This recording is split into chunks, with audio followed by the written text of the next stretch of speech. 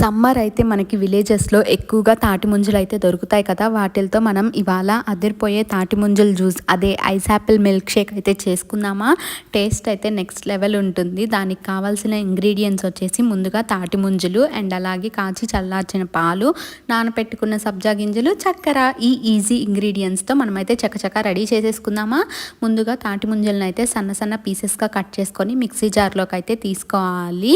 ఇలా తీసుకున్నాక దాంట్లో 1 నుంచి 1.5 గ్లాస్ వరకు పాలు అయితే యాడ్ చేసుకొని మీ స్వీట్నెస్కి తగ్గట్టు షుగర్ కూడా యాడ్ చేసేసుకొని మెత్తగా మిక్సీ పట్టేసుకుంటే మన జ్యూస్ అయితే ఆల్మోస్ట్ రెడీ అయిపోతుంది. ఇప్పుడు గ్లాసెస్లోకి సబ్జా సీడ్స్ అయితే వేసేసుకొని ముందుగా మిక్సీ పట్టుకున్న ఐస్ యాపిల్ జ్యూస్ని కూడా దీంట్లో వేసేసుకొని పైన ఇంకొంచెం తాటి ముంజలతో గార్నిషింగ్ చేసుకుంటే easy and tasty ice Apple milk shake అయితే రెడీ అయిపోతుంది. మీకు పాలు ఇష్టం లేకపోతే కొబ్బరి నీళ్ళు కూడా యాడ్ చేసుకోవచ్చు. వీడియో నచ్చితే సబ్స్క్రైబ్ చేసుకోవచ్చు కదా.